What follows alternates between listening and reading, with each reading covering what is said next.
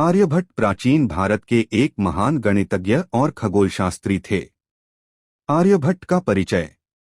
जीवन काल। उनका जन्म 476 ईस्वी में हुआ था और मृत्यु 550 ईस्वी में हुई।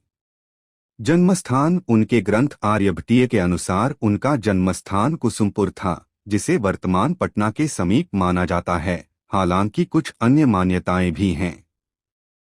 शिक्षा। उन्होंने नालंदा विश्वविद्यालय से शिक्षा प्राप्त की थी और बाद में गुप्त शासक बुद्धगुप्त ने उन्हें विश्वविद्यालय का प्रमुख भी नियुक्त किया था। प्रमुख रचना। उनकी सबसे प्रसिद्ध कृति आर्यभट्टीय है, जिसकी रचना उन्होंने 23 वर्ष की आयु में की थी। यह ग्रंथ संस्कृत भाषा में काव्य रूप में रचित गणित और खगोल शास्त्र का एक प्रसिद्ध ग्रंथ है। इसके 4 मुख्य भाग हैं: दशगीतिकापाद, गणितपाद, कालक्रियापाद और गोलपाद।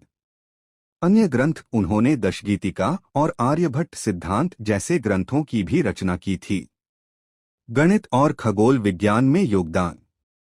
आर्यभट्ट के योगदान अत्यंत महत्वपूर्ण और क्रांतिकारी थे।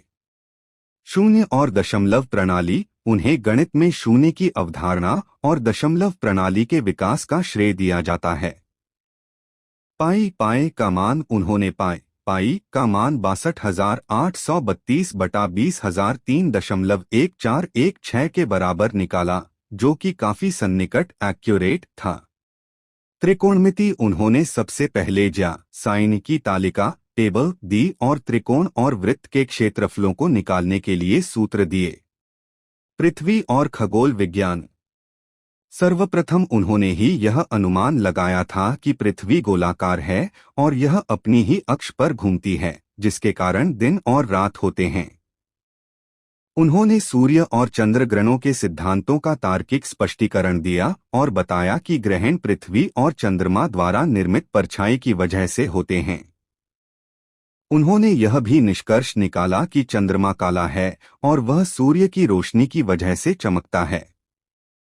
उनके इन महत्वपूर्ण योगदानों को देखते हुए भारत के प्रथम उपग्रह का नाम आर्यभट्ट रखा गया था।